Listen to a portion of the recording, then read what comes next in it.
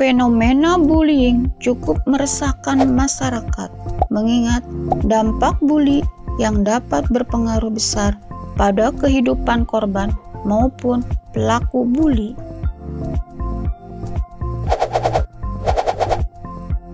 Apa itu bullying?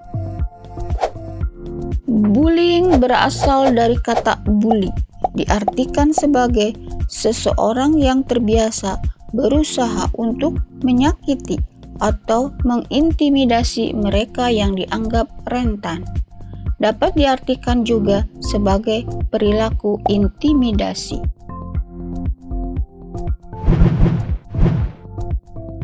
Bullying atau perundungan atau penindasan adalah perilaku agresif yang mengintimidasi dari individu maupun kelompok yang dapat dilakukan berulang untuk melukai individu baik emosional maupun fisik, dan melibatkan ketidakseimbangan kekuatan di mana pelaku mendominasi dan korban menjadi pihak yang lemah. Perilaku bullying sering ditujukan kepada orang tertentu karena alasan ras, agama, jenis kelamin, orientasi seksual, penampilan, dan kondisi fisik seseorang yang berbeda. Perilaku bullying dapat dialami oleh siapa saja, kapan saja, dan di mana saja, termasuk bullying di sekolah. Kebanyakan terjadi pada anak-anak dan remaja. Menurut data KPAI, kasus bullying dan kekerasan fisik masih menjadi kasus yang mendominasi pada bidang pendidikan. Kasus yang tercatat bukan hanya kasus siswa membuli siswa lain saja, tetapi juga kasus siswa yang melakukan bully terhadap guru di sekolah. Kasus yang tercatat mungkin hanya sebagian kecil saja, karena masih banyak sekali pihak yang kurang mengerti atau bahkan tidak peduli.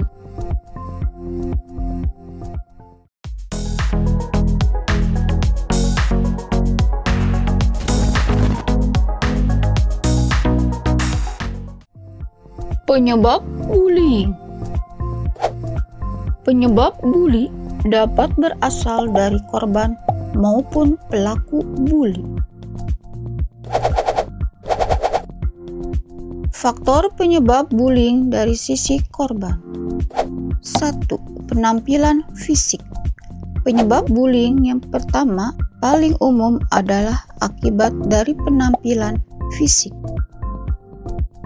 Penampilan fisik yang dianggap berbeda atau ketinggalan zaman bila dibandingkan dengan orang-orang lain pada umumnya mempunyai fisik yang tidak sempurna, para bully dapat menjadikannya bahan untuk mengintimidasi orang tersebut. Penampilan fisik berbeda dapat meliputi kelebihan atau kekurangan berat badan, menggunakan kacamata, menggunakan behel, menggunakan pakaian yang dianggap tidak keren seperti anak-anak lainnya.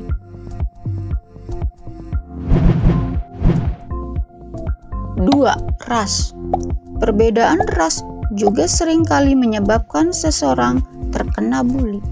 Hal ini umumnya terjadi ketika seorang anak dengan ras berbeda memasuki satu lingkungan dan dianggap sebagai minoritas.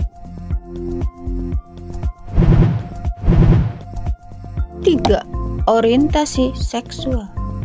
Orientasi seksual seseorang berbeda-beda, dan umumnya seseorang baru menyadari orientasi seksual yang berbeda memasuki usia remaja.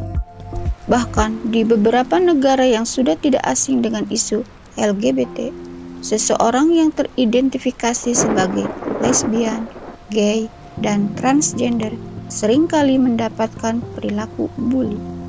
Hal ini yang membuat seseorang cenderung menyembunyikan orientasi seksualnya.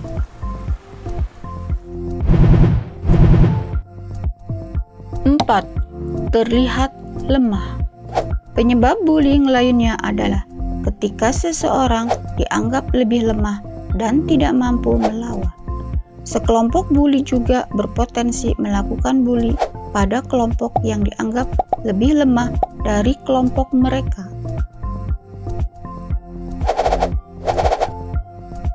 5. Terlihat tidak mudah bergaul. Individu yang terlihat tidak mudah bergaul atau kurang gaul dan memiliki sedikit teman membuat pelaku bully berpikir dapat mendominasi mereka.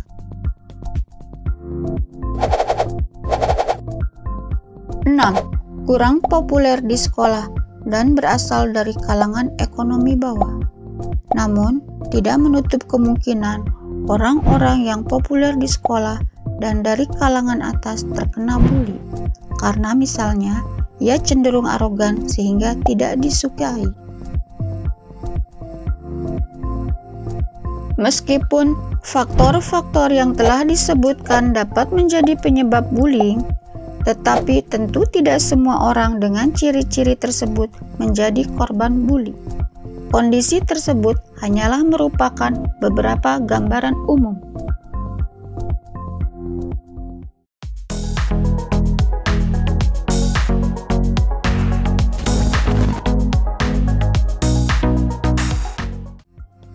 Faktor penyebab bullying dari sisi pelaku.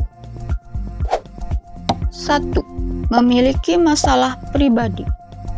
Pada anak-anak, penyebab seperti perkelahian berlebihan di rumah, perceraian orang tua, atau adanya anggota keluarga yang menjadi pecandu narkoba dan alkohol dapat memicu hal ini. Sedangkan pada orang dewasa, masalah dengan pasangan dapat menjadi salah satu pemicu munculnya perasaan tidak berdaya. Bullying baik verbal ataupun fisik yang dilakukan bertujuan untuk menunjukkan individu tersebut memiliki kekuatan, sehingga rasa tidak berdaya tersebut dapat ditutupi.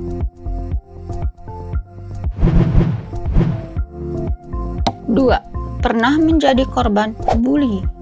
Beberapa kasus menunjukkan bahwa pelaku sebenarnya juga merupakan korban. Contohnya, seperti anak yang merasa dibully oleh saudaranya di rumah, kemudian anak tersebut membalas dengan cara membuli temannya di sekolah yang ia anggap lebih lemah dari dirinya. Contoh lainnya adalah orang yang tertekan akibat bullying di kehidupan nyata dan menggunakan internet dengan melakukan bullying terhadap orang lain di dunia maya untuk menunjukkan bahwa dirinya juga memiliki kekuatan. 3. Rasa iri pada korban. Rasa iri pelaku pada korban karena ia tidak memiliki keistimewaan yang sama dengan orang tersebut. Pelaku mengintimidasi korban agar korban tidak akan lebih menonjol dari dirinya sendiri. Selain tidak ingin orang lain menonjol, seseorang juga mungkin melakukan bully untuk menutupi jati dirinya. Contohnya anak pintar yang tidak ingin disebut kutu buku, sehingga ia lebih dulu menyebut temannya yang pintar sebagai kutu buku.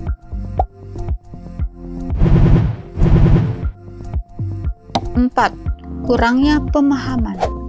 Kurangnya pemahaman dan empati juga dapat menimbulkan perilaku bully.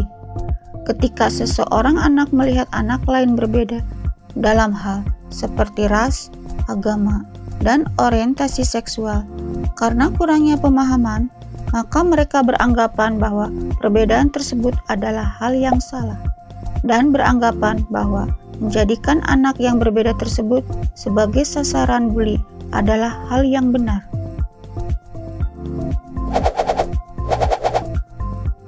5. Mencari perhatian. Tidak jarang, pelaku bully sengaja melakukan penindasan kepada orang lain hanya untuk mencari perhatian. Yang dapat kita lakukan untuk mengatasi hal ini adalah dengan cara memberikan perhatian yang positif pada pelaku sebelum pelaku bully mencari perhatian dengan cara yang negatif.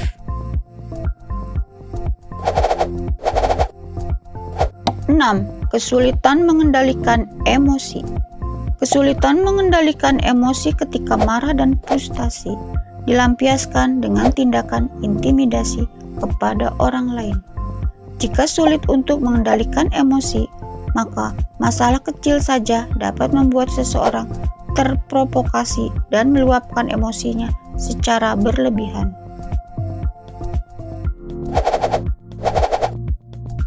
7. Berasal dari keluarga yang disfungsional. Tidak semua anak dari keluarga disfungsional akan menjadi pelaku bully. Namun hal ini kerap terjadi. Sebagian besar pelaku adalah anak yang merasa kurang kasih sayang dan keterbukaan dalam keluarganya. Dan pelaku juga sering melihat orang tuanya bersikap agresif terhadap orang-orang di sekitarnya. 8. Merasa bahwa bullying menguntungkan. Pelaku bully akan terus melanjutkan aksinya karena merasa perbuatannya menguntungkan. Hal ini bisa terjadi pada anak yang mendapatkan uang atau makanan dengan cara meminta secara paksa pada temannya. Contoh lain adalah ketika pelaku bully merasa popularitas dan perhatian dari setiap orang padanya meningkat berkat tindakannya tersebut.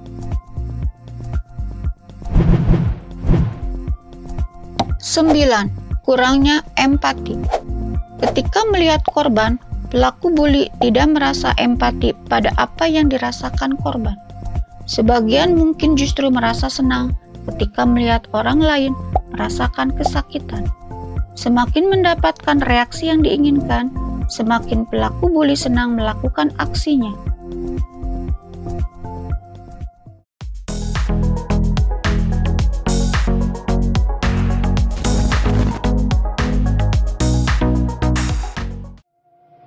Faktor penyebab bullying juga dapat dipengaruhi oleh lingkungan keluarga, sekolah, pertemanan, ataupun tontonan.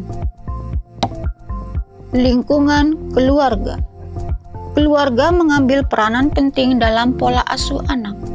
Orang tua yang menunjukkan kekerasan fisik maupun kekerasan verbal dapat menjadi pemicu seorang anak menjadi pelaku bully karena meniru dari apa yang dilihatnya.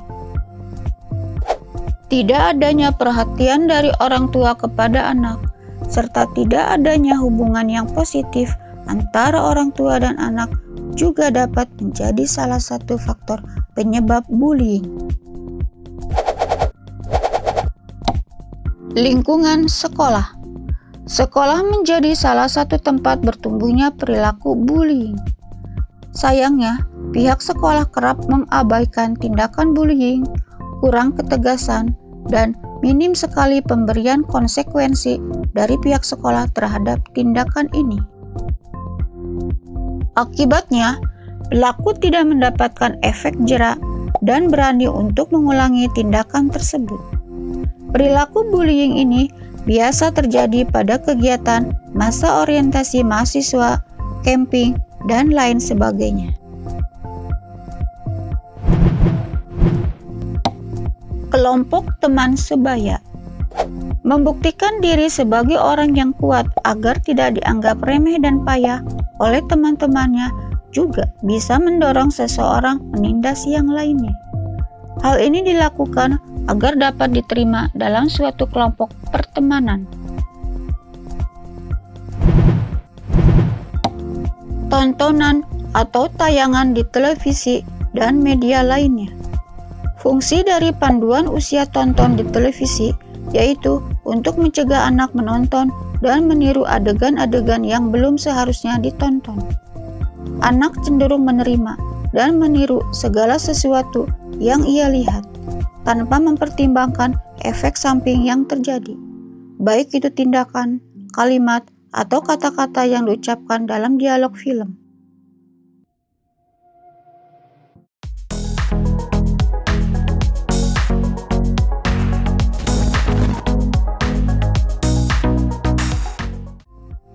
Apa tanda-tanda jika anak menjadi korban bullying?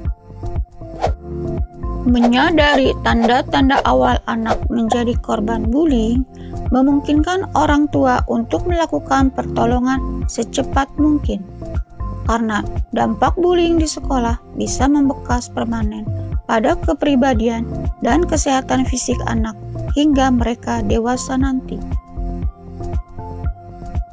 Studi yang dilakukan di Eropa, Amerika, dan Asia, anak korban bullying berisiko hingga 2,5 kali lebih besar untuk bunuh diri jika dibandingkan dengan anak yang tidak pernah mengalami bullying di sekolah. Sebagai orang tua, ada baiknya Anda mengenal tanda atau gejala yang biasanya ditunjukkan korban bully, baik secara langsung maupun tidak langsung. Berikut adalah beberapa tanda-tanda bullying yang perlu diperhatikan orang tua.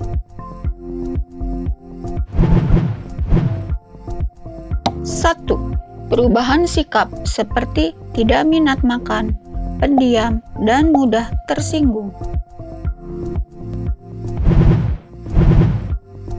2. Anak tidak pernah membicarakan soal pertemanannya di sekolah atau marah ketika Anda menanyakannya.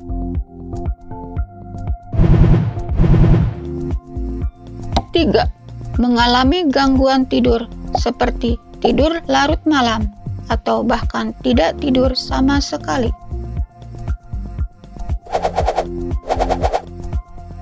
4. Menarik diri dari pergaulan serta muncul ketakutan terhadap lawan jenis.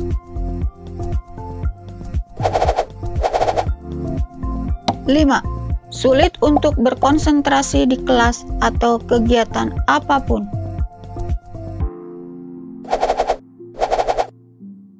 6. Sering membuat alasan untuk bolos sekolah. Biasanya ditandai dengan mulai berpura-pura sakit kepala, sakit perut, dan sebagainya. 7. Tiba-tiba menjauhkan diri dari aktivitas yang disukai sebelumnya. Misalnya, ekskul sepak bola atau bermain sepulang sekolah.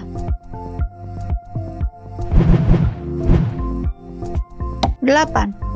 Tampak gelisah, lesu, muram, putus asa terus-menerus, kehilangan kepercayaan diri, mudah cemas, menutup diri dari orang-orang sekitar, serta gaya berpakaian berubah, bahkan melakukan tindakan yang merusak diri sendiri. 9. Menjadi sangat protektif terhadap alat-alat elektronik yang dimilikinya, seperti ponsel atau komputer.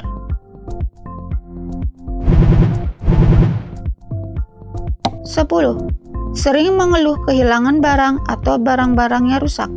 Contohnya buku, pakaian, sepatu, barang elektronik atau aksesoris, dan sebagainya.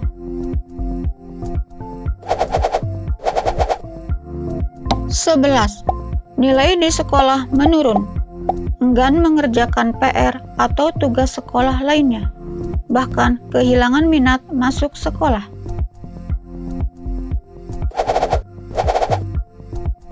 12. Memiliki cedera yang tidak bisa dijelaskan apa penyebabnya, tetapi anak mungkin berkilah, ia terjatuh atau terbentur di sekolah.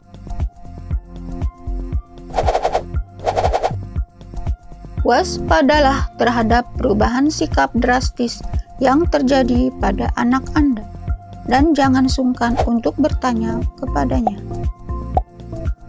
Penting untuk memperhatikan jika ada beberapa tanda yang telah disebutkan terjadi di saat yang bersamaan, terjadi tiba-tiba, dan perilaku tersebut tergolong ekstrim. Ini mungkin saatnya Anda turun tangan dan melaporkan kecurigaan Anda pada pihak berwenang di sekolah.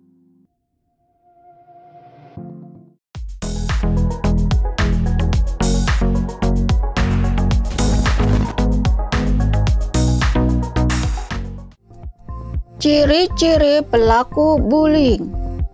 Pelaku bully tidak mengenal usia dan jenis kelamin.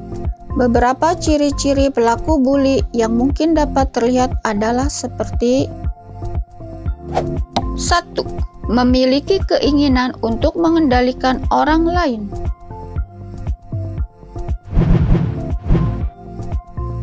2. Fokus pada diri sendiri. 3. Memiliki keterampilan sosial yang buruk dan sulit untuk bergaul.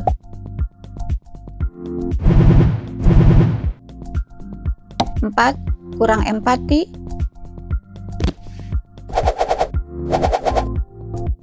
5.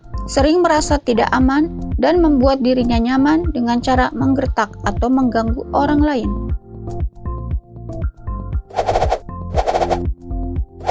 6. Kesulitan untuk memahami emosi seperti rasa bersalah, empati, belas kasih, dan penyesalan. Meskipun demikian, pelaku bully juga kemungkinan memiliki karakter yang berbeda. Ada pelaku yang secara terang-terangan, tetapi sebagian lagi mungkin memilih untuk bersikap ramah di depan, namun menusuk dari belakang.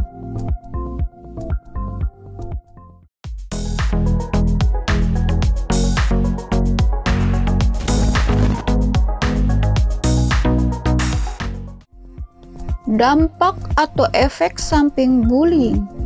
Ada dampak jangka panjang maupun jangka pendek pada korbannya. Berikut adalah beberapa efek samping bully yang dapat terjadi adalah 1. Ketakutan, stres, depresi, atau cemas.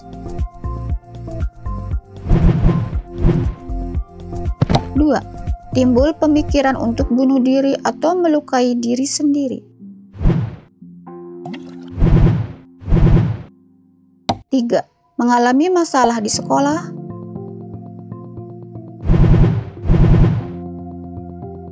4. Memiliki masalah suasana hati, masalah tidur, dan masalah nafsu makan.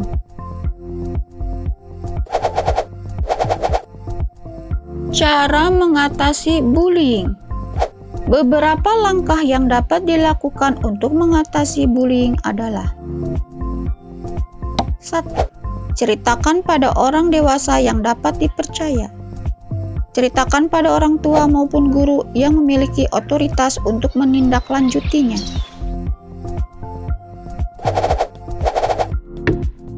2. Abaikan pelaku bully dan jauhi. Pelaku bully akan merasa senang apabila mendapatkan reaksi seperti yang dia harapkan.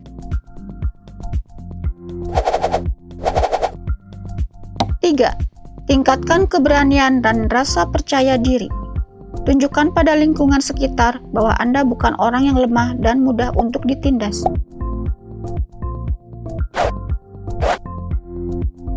4. Bicara pada pelaku bully. Tunjukkan bahwa apa yang dilakukan pelaku bukan hal yang baik dan bahkan berbahaya.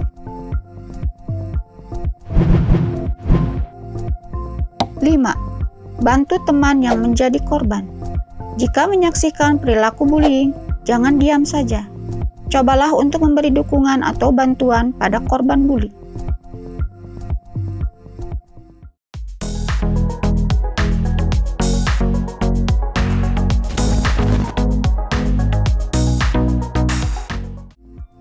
Jenis-jenis bullying. Ada jenis-jenis bullying yang mungkin dialami anak dan orang tua perlu mengetahuinya. Di antaranya adalah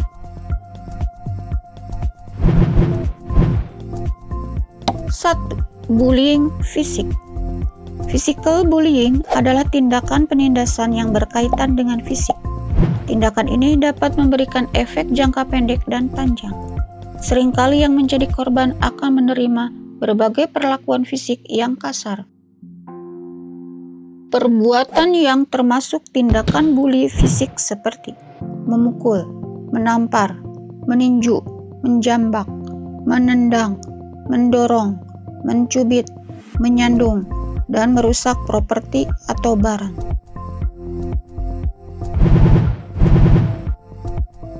2. Bullying verbal. Verbal bullying adalah perilaku bully yang dilakukan melalui verbal.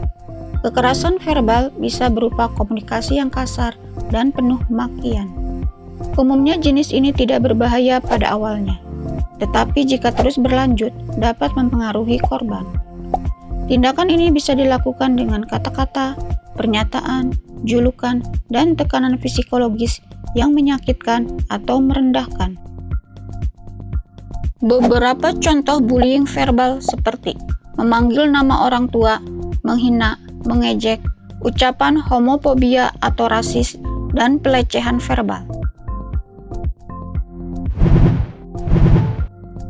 3. Bullying sosial. Social bullying adalah jenis yang seringkali terselubung atau tindakan pengucilan. Tindakan ini bisa dilakukan pelaku tanpa harus terlihat oleh korban. Anak tidak disakiti secara fisik maupun verbal, tetapi justru dimusuhi dan diabaikan oleh lingkungan pergaulannya. Anak akan kesulitan mencari teman, karena biasanya pelaku punya pengaruh yang cukup kuat untuk membujuk orang lain mengucilkan si korban. Contoh tindakan bullying sosial seperti menyebarkan gosip atau rumor yang tidak benar, melempar lelucon jahat yang menyakitkan, mengajak orang lain untuk mengucilkan seseorang, memberikan ekspresi atau gestur tubuh yang mengancam atau menghina, dan meniru dengan tujuan untuk menghina atau meremehkan.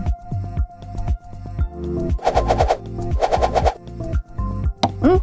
Cyberbullying. Cyberbullying adalah jenis penindasan yang terjadi di dunia maya dan perilakunya melakukan hal seperti mengirim email atau pesan tertulis, gambar, dan video yang menyakitkan, mengucilkan seseorang secara online, menyebarkan gosip dan rumor buruk di dunia maya, serta menirukan orang lain atau menggunakan akun orang lain tanpa izin.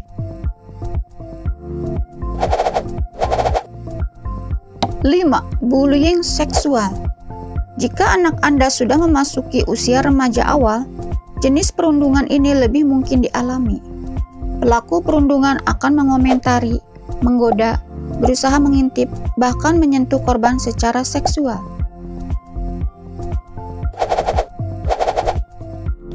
6. Bullying antar saudara. Jenis bullying lainnya yang dapat terjadi pada remaja adalah perundungan dari saudara terdekat. Hal ini dapat terjadi ketika ada salah satu pihak yang merasa bahwa ia diperlakukan kurang baik dibandingkan dengan adiknya. Remaja yang pernah dirundung pada masa kecilnya dilaporkan cenderung lebih rentan mengalami masalah mental saat dewasa.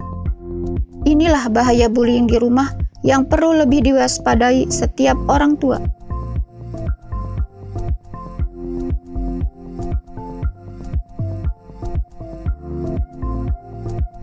Penyebab depresi. Sebelum kita membahas tentang penyebab depresi, kita simak dulu pengertian depresi ya.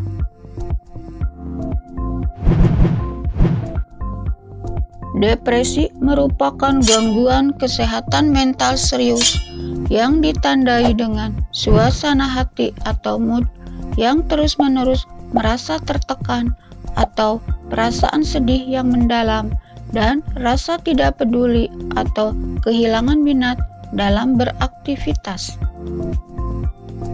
Depresi juga dapat menyebabkan berbagai masalah emosional dan fisik sehingga mengakibatkan penurunan kualitas hidup sehari-hari.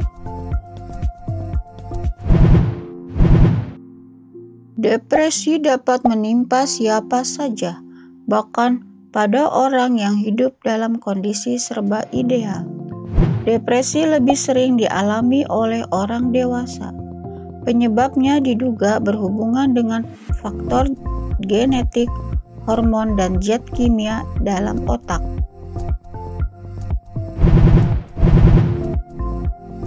Depresi pada wanita sering dikaitkan dengan perubahan hormonal, termasuk saat menstruasi, kehamilan, setelah kehamilan, atau menopause.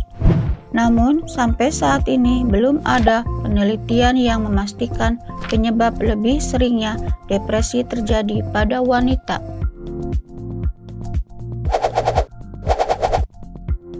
Beberapa penyebab depresi antara lain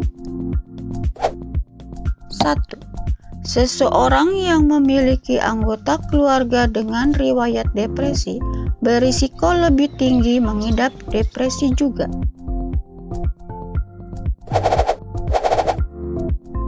2. Senyawa kimia dalam otak. Orang yang mengalami depresi biasanya terdapat ketidakseimbangan senyawa kimia dalam otaknya atau neurotransmitter.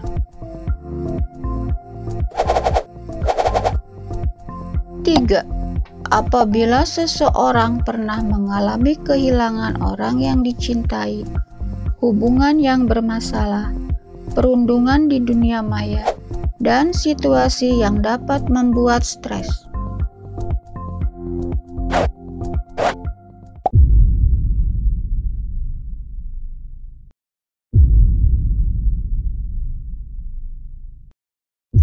Jangan lupa subscribe, komen, and like ya.